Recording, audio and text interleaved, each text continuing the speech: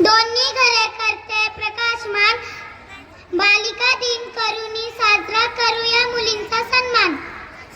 सर्वांना नमस्कार. माझे नाव स्नेहश्री